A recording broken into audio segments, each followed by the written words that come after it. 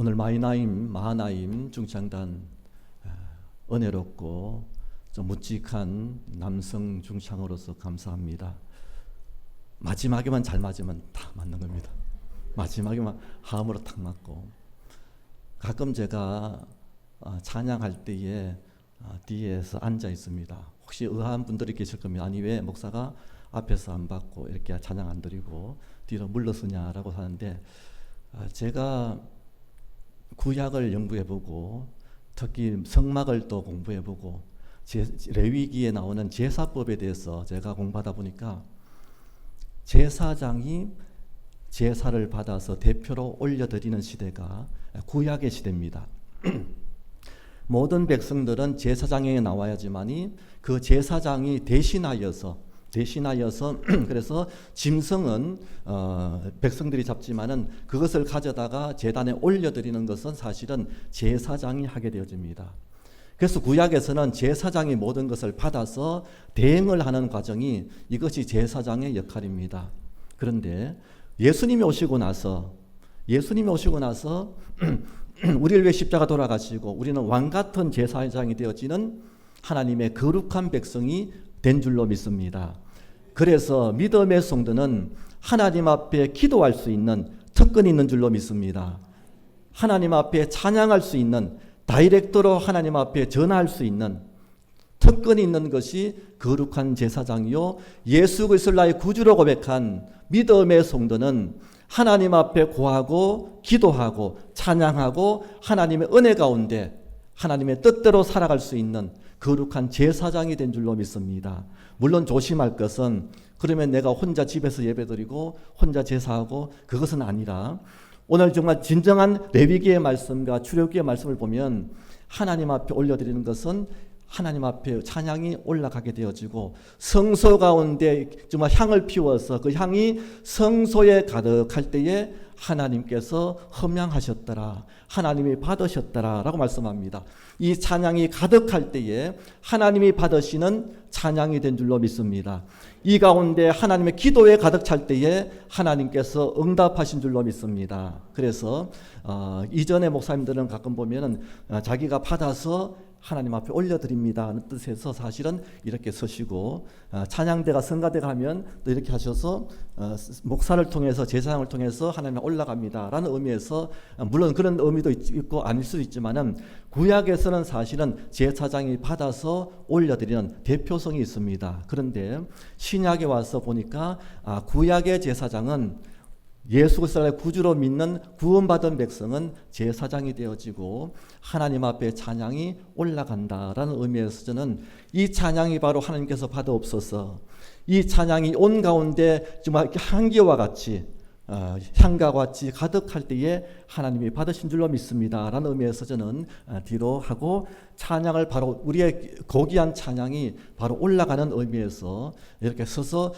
제사장을 통해서 올라가는 것이 아니라 찬양이 바로 하나님 앞에 올라간다는 의미에서 뒤에 있습니다. 혹시나 목사가 찬양을 안 받고 뒤에가 있나라고 생각할 수 있는데, 저는 그런 의미에서 구약의 출애굽기 말씀과 레위기의 말씀을 봅니다. 그래서 특송하실 때라든지 찬양할 때는 뒤에 있고 바로 하나님 앞에 올라가는, 그리고 참여하시는 모든 성도님들이 함께 동참하는 그 마음도 하나님께서 바로 받으시는, 이 가운데 임재하신 하나님의 능력이, 임재하신 하나님의 성령이 우리의 찬양과 우리의 모든 마음들을 받으시는 줄로 믿습니다. 그래서 혹시나 그래도 목사님 앞에 서가지고 하시는 게 더 은혜스럽다 하면은 설 수도 있는데, 당분간은 이렇게 하겠습니다.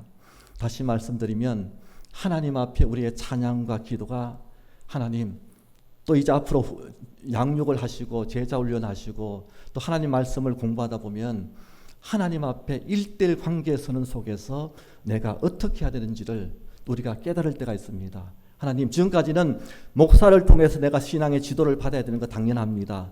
구역장을 통해서 내가 위로도 받고 케어도 받습니다. 그리고 기관장을 통해서 함께 봉사를 합니다. 그런데 제자 훈련을 하고 말씀을 배우고 진정한 제자가 되어지면 혼자 설 수 있는, 그래서 지금까지는 젖병을 가지고 다니면서 목사님들이, 구역장들이 젖병을 가지고 다니면서 젖을 먹이고 따라다니면서 먹이는 구하던 목회였다고 한다면, 하나님 앞에 찬양이 올라가는 찬양이 되어지고, 스스로 하나님 앞에 내가 어떻게 살아갈 것인지를 말씀을 배우면서, 말씀을 공부하면서 깨닫는 모습 속에서 스스로 이제는 젖병을 먹이는 것이 아니라 내가 스스로 남들에게, 초신자들에게, 새신자들에게, 새가족들에게 내가 젖병을 나눠줄 수 있는, 먹여줄 수 있는 모습으로 성숙한 신앙으로 되어지는 줄로 믿습니다. 올 한 해 동안 하나님, 내가 하나님 말씀 안에서 내가 더욱더 겸손하고 훈련되어져서 내년부터는 내가 젖병을 먹여야지만이 내가 울지 않는 성도가 아니라, 내가 젖병이 없다 할지라도, 나를 무시한다 할지라도, 나를 소리한다 할지라도 내가 성숙되어진 믿음의 성도가 되어져서 하나님 앞에서 한 사람 한 사람 바로 설 수 있는 우리 믿음의 성숙한 성도님들이 되실 줄로 믿습니다. 우리 힌들교회 성도님들은 한 사람 한 사람들이 다 하나님 앞에 순종하는 사람이요, 믿음의 사람이요, 지금까지 믿음을 잘 지켜왔던 한 주님의 제자이기 때문에 이제는 하나님 앞에 조금만 우리가 기도하고 또 하면은 한 사람 한 사람 모두가 하나님 앞에 바로 설 수 있는 온전한 제사장이 되어지고, 하나님이 기뻐하시는, 주님을 마음에 모시는, 하나님을 마음속에 모시는 성전이 되어지고, 하나님 앞에 거룩한 삶으로 교회에서도 마찬가지로 밖에서도 마찬가지로 어느 곳에 가더라도 젖병이 없다 할지라도 내 마음껏 하나님 앞에 찬송하며 기도하며 스스로 신앙을 세워갈 수 있는 하나님 앞에 성숙한 성도님들이 다 되실 줄로 믿습니다. 오늘 벳세메스로 가는 두 암소는 비록 미물입니다. 암소입니다. 소입니다. 사람이 아니라 직분도 모르고 사명도 모르고 아무것도 모르는 그와 같은 미물이 바로 두 암소의 모습입니다. 그런데 하나님 앞에 붙들림 받았더니, 우리로 말하면 주님의 제자가 되었으면 성숙한 하나님의 백성이 되는 순간에 두 암소는 하나님의 뜻을 알고 온전히 하나님이 기뻐하시는 뜻을 깨달아서 사람의 방법이 아니라 하나님 기뻐하시는 모습으로 붙들림 받는 모습이 두 암소의 모습이 되는 줄로 믿습니다. 우리의 모습은 하나님 앞에 붙들림 받으면 세상에서 나를 관심을 가져야지 내가 일을 하는 것이 아니라, 목사가 나를 위해서 찾아주고 기도하고 신방 와야지만이 내가 하나님 앞에 바로 서는 것이 아니라, 하나님의 손에 붙들림 받고 하나님의 뜻을 알고 하나님 앞에 우리가 온전한 모습으로 성숙되어지면 내가 케어를 받지 않아도 진정한 제자가 되어지고, 그래서 마태복음에, 누가복음, 특히 요한복음에 보면은 허다한 무리들의 모습과 제자들의 모습이 나옵니다. 허다한 무리의 모습들은 날마다 젖병을 가지고 가서 물려줘야지만이 울지 아니하고, 젖병을 물려줘야지만이 따라올 수 있는 사람이 되는 반면에, 진정한 주님의 뜻을 알고 나를 위해 십자가 돌아가신 예수님의 그 뜻을 알고 나 예수 믿음을 말미암아서 하나님의 거룩한 백성이 되어지는 진정한 제자의 무리에 들어간 순간에 스스로 하나님 앞에 나오고 내 신앙을 케어하고 내가 스스로 하나님 앞에 올려드리는 온전한 신앙으로 성숙되는 줄로 믿습니다. 가짜와 진짜가 있습니다. 아마 오래전에 이야기인 것 같습니다. TV에 보니까 명품을 수리해서 리메이킹 해가지고 다시 그 주인에게 돌려주는 그 프로그램이 있더라고요. 아나운서가 이야기합니다. 이 명품을 하면 돈을 법니까? 어떻게 했더니 경기가 안 좋을수록 오래된 명품 버리기는 그러니까 다시 리메이크해가 다시 수리해서 쓰는 사람들이 많이 있습니다. 그래서 그 과정들을 찍고 해서 하는데 보니까 진짜 명품들을 일일이 군에 갔다 오신 분 우리 남성분도 아시겠습니다. 총 분해하듯이 다 이렇게 전부 다 합니다. 실밥 실오라기 하나라도 다 분해해가지고 전자를 놓고 하나도 버리지 않고. 왜요? 명품이니까. 실, 아무리 좋은 실이 있다 할지라도 명품의 실은 다르다는 겁니다. 그리고 다시 리메이크 만들어 놓으면 다른 실 가지고 하면은 뭔가 다르답니다. 그래서 있던 것을 실밥을 다 풀어가지고 다시 다 펴놓고 그리고 모든 것을 다 풀어놓고 다시 염색을 하기도 하고 다시 해서 다시 조립을 하고 다시 재봉질을 하는데 정말 새 제품처럼. 그래서 다시 모든 것을 다시 하니까 깨끗하게 되어지고 그리고 다시 염색도 다시 하고 그래서 완전히 새 것처럼 완전히 바뀌는 것을 봅니다. 그래서 묻습니다. 혹시나 가짜들은 없습니까? 라고 했더니 있습니다. 사모님들이 남편한테서 선물로 받은 분들이 보면 이 수리하신 분은 압니다. 그래서 가짜인데 가짜인 줄 모르고 그냥 가지고 다닙니다. 그럼 어떻게 합니까? 알려줍니까? 알려주면 큰일 납니다. 남편한테 받았는데 그걸 가짜라고 이게 들통나는 순간에 큰일 납니다. 그러면서 가짜는 그냥 가짜로 다닙니다.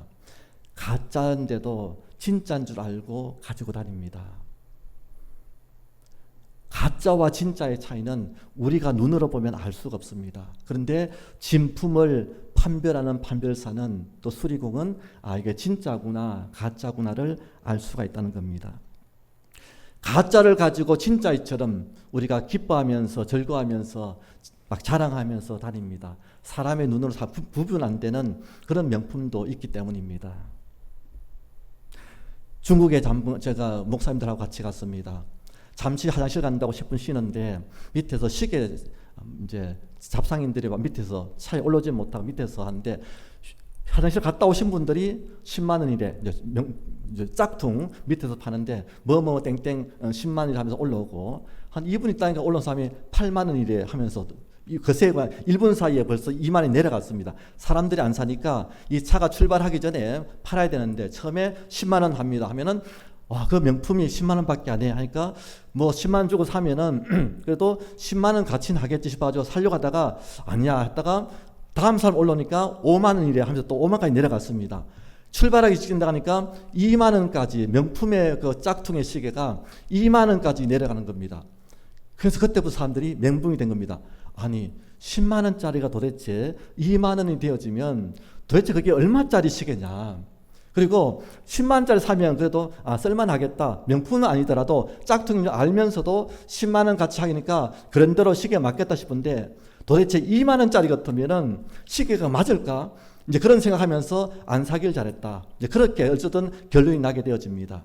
10만 원짜리가 2만 원까지 내었는데 보면은 똑같습니다. 우리가 보기에는 물론 잘 차고 다니신 분들이야 딱 보면 알겠시겠지만은 우리가 보기에는 명품 시계 그대로고 그래서 10만 원짜리가 2만 원 내려가는데 도대체 얼마짜리를 그렇게 팔까? 그리고 2만 원 같이 날까? 그러면서 차라리 사지 않았다, 잘했다라고 이야기. 결론적으로는 출발하면서 어떻게 10만 원짜리가 2만 원까지 내려오냐? 그렇다면은 어떻게 2만 원짜리가 명품의 흉내를 낼 수 있을까? 하면서 막 이야기를 하면서 중국 가면 가짜가 짝퉁이 많으니까 짝퉁 가짜를 차고 다니면서도 진짜처럼 자랑하고 좋아하는 사람이 있습니다. 그런데 진짜를 차고 다니는 사람은 가짜가 어떤 것인지를 안다는 겁니다. 우리의 신앙도 마찬가지인 것 같습니다. 내 신앙이 진짜일까 가짜일까? 다른 사람 보기에는 진짜인 것 같고 진짜처럼 행동하고 진짜처럼 우리가 흉내를 내고 있으니까 물론 흉내가 아니라 나름대로 열심을 하고 있으니까 그것이 진짜의 신앙처럼 여길 수 있다는 겁니다. 그런데 성령 하나님께서는 또 우리 예수님께서는 우리를 위해 십자가 돌아가신 예수님께서는 우리의 신앙이 진짜인지 가짜인지를 판별하는 판별사가 되는 줄로 믿습니다. 우리의 신앙이 진짜인처럼 흉내는 내지만은 10만 원짜리 흉내를 내고 2만 원짜리 흉내를 내지만은 그러나 하나님은 우리를 보시면서 달아보시고 우리의 중심을 보신 하나님께서는 네 신앙이 진짜인지 가짜인지 그것이 정말 10만 원짜리인지 2만 원짜리인지를 구분하시고 우리를 책망하시고 때로를 칭찬하시는 분이 바로 하나님이신 줄로 믿습니다. 오늘 사무엘상 4장에서부터 6장까지는 오늘 법궤를 통해서 이어지는 말씀들이 4장에서 6장까지 7장까지 이어지는 것을 봅니다. 오늘 엘리 제사장이 나이가 많아가지고 이제 홈리와 비너스 그 아들들이 블레셋 사람들이 쳐들어왔을 때에 전쟁에 나갔습니다. 그랬을 때 전쟁의 짐을 통해서 4,000명이 1차 전쟁에서 다 죽고 맙니다. 어떻게 할까? 그래서 우리가 하나님의 법궤를 가져가자. 하나님의 법궤가 있으면 우리가 이기려 하면서 법궤를 가져갔는데 2차 전쟁에서도 그때에 3만 명이 오히려 더 크게 3만 명이 죽는 대피하는 그 어떤 전쟁에 지고 마는 그 전쟁을 체험한 것이 4장과 5장에서 이어집니다. 어떻게 하나님의 법궤가 왔는데 또 블레셋 사람들이 이야기합니다. 저들이 믿는 하나님의 법궤가 왔으니 우리가 두렵도다 두렵도다. 우리는 졌다고 하면서 더 열심을 다해서 진격했더니 오히려 블레셋이 이겨지고 4만 명의 이스라엘 백성이 죽게 되어지고 법궤가 빼앗기게 되어지고 홈리와 비엘사도 그 전쟁에서 죽게 되어지는 모든 것이 대패가 되어지고 전쟁에 지게 되어지는 것이 오늘 4장과 5장에서 앞장에서의 말씀입니다. 하나님의 법궤를 가져가면 이길 수 있고 하나님께서 함께 하시면 이길 수 있다고 하는 것 진짜가 아닙니까? 하나님의 말씀을 가지고 다니고 성경 말씀을 가지고 있는 믿음의 성도가 진짜 아니겠습니까? 오늘 이 자리에 나와서 하나님 앞에 예배하고 눈물 흘리면서 기도하는 우리의 신앙이 진짜가 아니겠습니까? 하나님의 법궤를 전쟁에 가져갔으면 하나님께서 모든 것을 썰어버리고 천둥을 통해서 비바람을 통해서 천지의 움직임을 통해서 블레셋 사람들을 물리쳐야 되는 것이 진짜가 아니겠습니까? 그런데 홈리와 비나스가 가짜였다는 사실입니다. 이스라엘 백성들이 하나님의 법궤를 가지고 왔지만은 그것이 가짜의 신앙이었다는 사실입니다.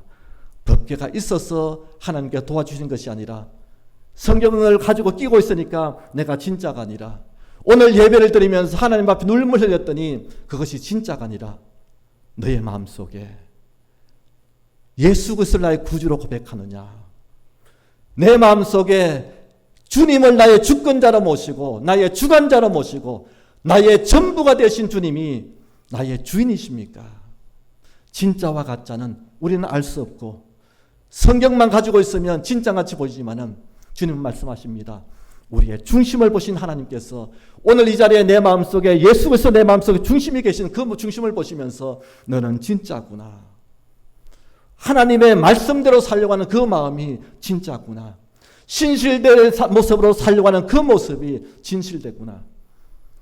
오늘 주님은 법궤를 가져갔다고 해서 그것이 진짜가 아니라 홈리와 비나스는 법궤를 하나님을 믿는 것이 아니라 법궤가 있으면 이긴다고 하는 가짜의 신앙을 가졌기 때문에 오늘 홈리와 비나스는 그곳에서 죽을 수밖에 없고 4만 명이 죽을 수밖에 없고 법궤를 빼앗겨서 블레셋 땅에 가서 다섯 방백에 같이 유리하는 그 어떤 법궤가 될 수밖에 없었고 하나님의 법궤가 없는 실로의 하나님의 성전에 법궤가 없는 성전이 될 수밖에 없고 하나님의 성전에 성령이 없는 교회가 될 수밖에 없는 것, 어떻게 해서 그게 진짜의 교회가 될 수 있습니까? 어떻게 하나님의 역사하심이 없고 하나님의 인도하심이 없고 성령의 나타나심이 없고 성령께 붙들으심이 없는데 법궤가 없는데 어떻게 그 성전이 하나님의 도우심을 구하는 법궤가 되겠습니까? 내 심령성에 하나님의 말씀을 사모하는 영혼이 없고 은혜를 사모하는 열정이 없고 하나님 앞에 헌신하고자 하는 정말 그와 같은 봉사가 없고 하나님을 사랑하는 마음이 없는데 그것이 어떻게 진짜가 되겠습니까? 홈리와 비나스는 법궤만 가지고 오면 이길 수 있다고 하는 그 마음이 진짜가 아니라 가짜였다는 사실입니다. 그래서 오늘 6장에서 나오는 6장에서 7절 말씀에 이와 같이 나옵니다. 그러므로 새 수레를 하나 만들고 라고 하면서 시작되어집니다. 블레셋 사람들이 7개월 동안 1절 말씀이 있다가 방백들 그 5지역에 돌아다니면서 하나님께 역사하시는데 그들이 섬기는 우상들의 목이 부러지고 팔다리가 부러지고 온갖 재앙들이 그들에게 하나님께서 스스로 혼자 블레셋 땅에서 역사하시고 7개월이 지난 후에 블레셋 사람들이 이야기합니다. 우리가 다시 돌려보내자. 하나님의 법궤가 있으면 우리가 더 재앙을 받을 것이다. 독종, 쥐를 통해서 거기서 블레셋 땅에서 정말 독종이 일어나고 정말 이 전염병이 일어남을 통해서 우리가 돌려보내자. 어떻게 하면 좋겠나? 복술자들이 오늘 6장에서 말씀하면 블레셋 땅의 복술자들 이야기합니다. 그들이 해석을 합니다. 하나님을 믿는 자들이 아니라 구약의 말씀을 보았더니 오늘 성경 말씀을 보았더니 이스라엘 백성들에게 같이 정말 속죄하기 위해서는 속죄제를 드려야 되는데 오늘 우리가 정말 쥐를 통해서 재앙이 왔으니 금독종 쥐를 만들어서 우리가 다시 또 올려보내다 하면서 올려보내는 모습이 오늘 6장에서 이어지는 것을 봅니다. 그런데 그들은 하나님을 알지 못하는 자들이고 번제가 무엇인지 모르고 속죄제가 무엇인지 모르지만은 저들이 해석하기를 마음으로 하나님 앞에 속죄하는 것이 아니라 그들이 해석하기를 이러이러하랍니다 하면서 법궤를 올려드리면서 그 금독종과 악종의 그 금으로 만들어서 법궤에다가 함께 올려보내서 벳세메스로 올려보내려고 하는 말씀이 6절까지 말씀이고, 그래서 7절 말씀에 새 수레를 하나 만들고 멍에를 메어보지 아니한 젖소 나는 소 2마리를 끌어다가 소의 수레를 메우고 그 송아지들은 떼어 집으로 돌려보내고, 이제 복술자들이, 블레셋 사람들 복술자들이 이렇게 해서 한번 시험해보자. 그 시험이 블레셋 사람들이 하나님 앞에 속죄제를 드리는 그 속죄제가 이것이 진짜인지 아닌지를 한번 보자. 이 재앙이 내리는 것이 법궤 때문에 내리는 것인지 아니면 우연 때문에 내리는 것인지 한번 시험해보자 해서 7절 말씀에 이와 같이 세팅을 해가지고 벳세메스를 올려보내자면서 올려보내는 말씀이 되어집니다. 블레셋 땅에 있는 복술자들의 그 마음이 하나님 앞에 속죄제를 드리기 위해서 이런 모습을 했습니까 했을 때에 모양은 속죄제를 드리는 모습입니다. 그런데 그 속죄제는 가짜의 속죄제입니다. 수레를 만들었습니까? 법궤를 실었습니까? 벳세메스로 올라갑니까? 하나님 앞에 올려드리는 모습은 시험하기 위한 모습이지 하나님 앞에 예배하고 법궤가 하나님의 실로에 있어야 될 그것을 생각하여서 경배하면서 올려보내는 모습이 아니라 진짜일까 가짜일까 시험하기 위해서 올려보내는 그 모습이라는 사실입니다. 우리의 신앙도 블레셋 방백들이 잘못된 겁니다. 우리의 신앙도 그런 모습이 아닌지 하나님 한번 올려보내보겠습니다. 한번 기도해보겠습니다. 한번 몇 달 동안 신앙생활 해보겠습니다. 하나님 앞에 한번 헌신해 보겠습니다. 봉사도 해보고 성도들도 한번 섬겨보고 교회 와서 충성도 해보고, 이것이 하나님 앞에 올려드리는 속죄제입니까? 하나님이 받으시는 온전한 예배입니까? 하나님 앞에 마음과 정성과 뜻을 모아서 하나님 앞에 올려드리는 예배입니까? 블레셋 사람들의 복술자들이 했던 그 모습은 하나님 앞에 올려드리는 속죄제가 아니라 하나님을 시험하여서 이것이 법궤 때문에 왔는 것인지 아니면 우연인지를 시험하기 위해서 이와 같은 모습으로 하나님 앞에 올려드리는 모습, 이것은 가짜라는 사실입니다. 오늘 우리의 모습이 하나님 가짜의 신앙이 아니라 진짜의 신앙 되게 하시고, 우리의 찬양이 내 가슴 속에 울리는 진정한 신앙의 모습으로 찬양이 올라갈 때에 하나님이 받을 수밖에 없는, 하나님께서 감동할 수밖에 없는 우리의 찬양이 될 줄로 믿습니다. 오늘 찬양했던 우리 하나님 찬양이 하나님 받으시는 찬양이 되어지고, 정말 신령과 진정으로 찬양이 되어질 때에 우리 모든 성도들이 함께 아멘으로 화답하면서 성령의 임재하시는 정말 하나님의 같은 향이 가득한 모습으로 예배 때마다 향이 가득하고, 예배 때마다 향이 가득하고 하나님 기뻐하시고 성소에 향이 가득하여서 하나님이 받으신 온전한 성소, 우리 hin들교회가 매주마다 또 하나님 앞에 찬양할 때마다 기도할 때마다 예배할 때마다 이 성전에 하나님의 향이 가득하고 하나님의 같이 향기가 가득하여서 하나님 온전히 받으시는 살아있는 예배, 살아있는 찬양, 살아있는 그와 같은 기도가 다 되실 줄로 믿습니다. 무엇이 잘못되었습니까? 새 수레를 하나 만들었다고 했습니다. 하나님의 법궤를 레위기의 말씀 보면은 옮길 때는 제사장들이 어깨에 메고 하나님의 법궤를 옮기라고 말씀합니다. 블레셋 사람들은 새 수레니까 얼마나 좋을까. 그 당시에 수레 문화니까 발전된 그 당시부터 벌써 바퀴를 돌리는 그 어떤 문화가 블레셋 지역이니까. 이스라엘은 아직까지도 바퀴를 굴리는 문화가 발달되지 않습니다. 멜 수밖에 없고 덜 수밖에 없고 이는 문화인데, 블레셋은 그만큼 발달되어서 철기 문화가 있었기 때문에 바퀴 문화가 있었던 겁니다. 수레를 만들어서 끌고 다니는 최고의 문명과 최고의 대우와 정말 현대 문학의 최고의 과학을 가지고 수레를 만들어서 올려보내면 되겠다 싶어서 오는데, 하나님은 하나님이 방법대로 하나님이 원하시는 대로 하나님은 받으시는 줄로 믿습니다. 수레가 아니라 어깨에 메고 수고와 봉사와 하나님의 헌신을 통해서 하나님의 언약궤를 옮겨야 된다는 사실입니다. 멍에를 매지 않은 젖소난 두 마리, 인간적으로 할 수 없는 일들을 블레셋 사람들이 하고 있습니다. 젖나는 이 암소를 두 마리를 송아지는 집에다 가두어 놓고 뛰어다가 한나절 동안 올라가는데 송아지는 송아지대로 울고 이 젖나는 이 암소는 암소대로 울고 사람이 할 수 없는 그 일들을 하면서 진짜인지 아닌지를 시험하는 모습이 어떻게 이것이 하나님의 법궤를 하나님의 성수로 올려드리는 속죄제의 모습이라고 말씀합니다. 자기들은 하나님 앞에 속죄제를 드려야 된다 하면서 올려드리는데 이것은 하나님께서 원하시는 속죄제가 아니었다는 사실입니다. 돌려보내고 9절 8절 말씀입니다. 여호와의 궤를 가져다가 수레에 싣고 속건제로 드릴 금으로, 자기들은 속건제 드린다고 하나님의 성물을 만졌으니 하나님 앞에 제사를 드리는 그것이 바로 성물을 만져서 우리가 부정하면은 속건제를 드려야 됩니다. 속건제물로 드리는데 하나님 앞에 드리는 예물이 아니라 자기가 시험 삼아서 드리는 그것이 하나님이 받지 않았다는 사실입니다. 9절 말씀에 보고 있다가 만일 걔가 그 본 지역 길로 올라가서 벳세메스까지 가면 이 재앙은 우리에게 내린 것이요, 만약에 그렇지 않으면 우연이라고 벳세메스 사람들은, 이 블레셋 사람들은 시험하기 위해서 보냈다는 사실입니다. 10절 말씀입니다. 그 사람이 그같이 하여 젖나는 소두를 끌어다가 수레를 메우고 송아지를 집에 가두고, 그런데 오늘 두 암소의 입장에서 보면 얼떨결에 새끼가 있는 이 암소가 붙들림을 이끌림 받고 끌려왔습니다.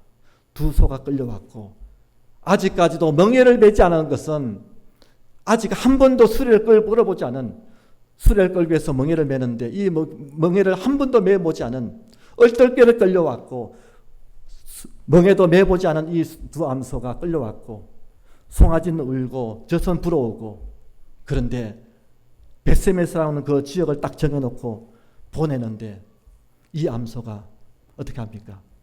울면서 계속해서 벳세메스로 올라간다는 사실입니다. 처음이었습니다. 송아지가 있는 암소입니다. 그리고 목적지가 오늘 자기들이 임의로 정해놓은 벳세메스라는 자기들이 정해놓은 길을 이 소가 알 리는 없습니다.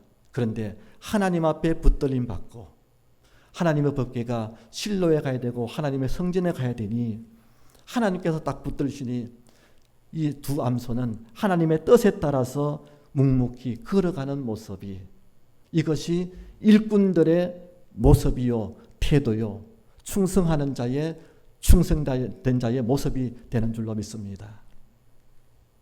하나님, 나는 경험도 없습니다. 멍에도 한 번도 매지 보지 않았습니다. 젖나는 소입니다. 집에서 할 일도 많고 애들도 키워야 되고 직장도 다녀야 되고 여러 가지 모습, 젖나는 소가 있습니다. 젖나는 소가, 송아지가 있는 것이 어떻게 보면 이 세상의 최고의 급선무의 급한 일이라고 볼 수 있습니다. 그것을 내려놓고 오늘 이와 같이 끌려와가지고 하나님 앞에 붙들림 받으니 하나님께서는 그 두 암소를 사용하시는 것을 볼 수 있습니다. 벳세메스라는 자기들의 정해놓은 길을 걸어가야 됩니다. 그리고 중요한 것은 인도자도 없습니다. 저는 이 말씀을 보면서 이 네 가지, 다섯 가지 이 모습이 도저히 두 암소는 벳세메스까지 갈 수 없는 환경이었는데 오늘 진짜의 모습은 두 암소가 진짜의 모습이구나.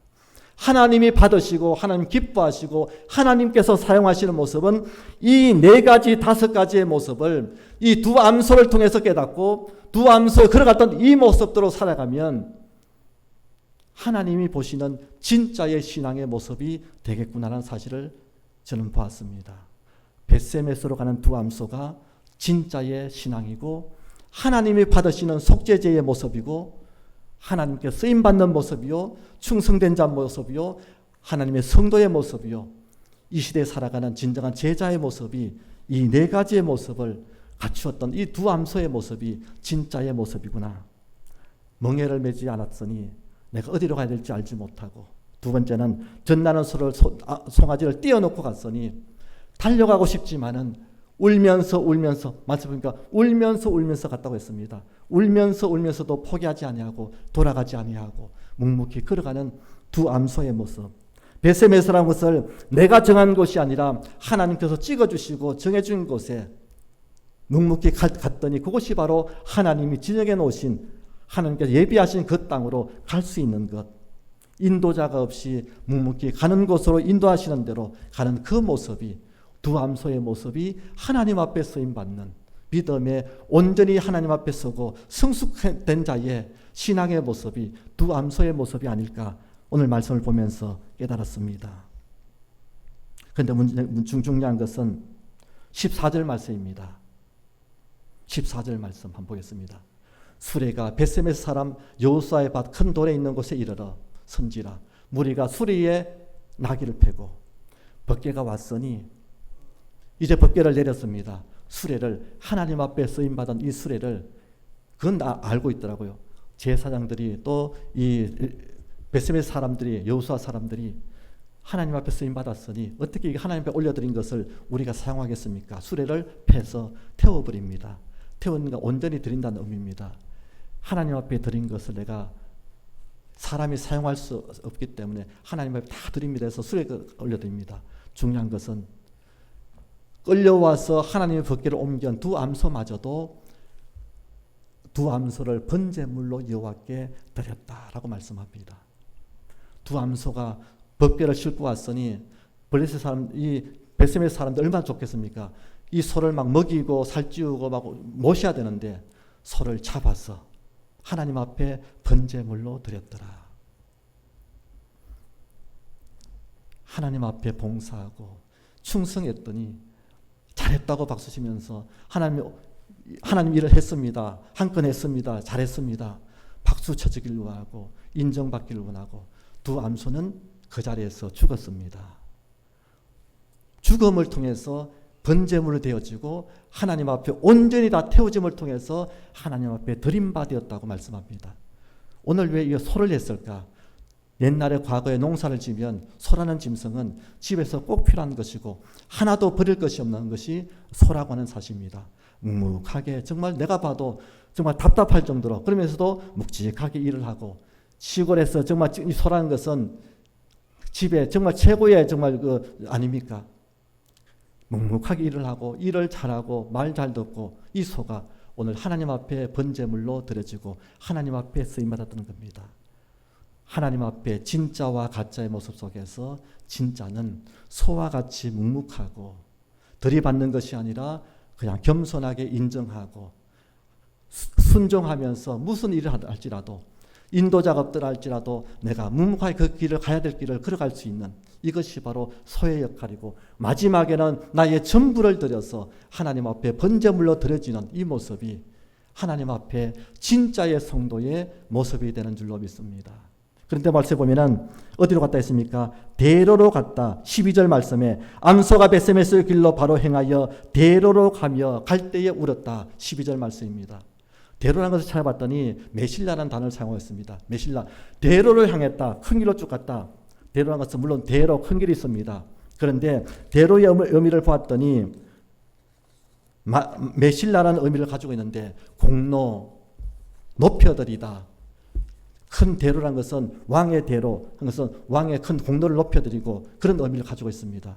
하나님의 영광을 위해서 대로로 올라갔다는 의미를 가지고 있는 것을 봅니다. 우리가 내비를 치면은 지름길도 있고 골목길로 가면 지름길로 갑니다.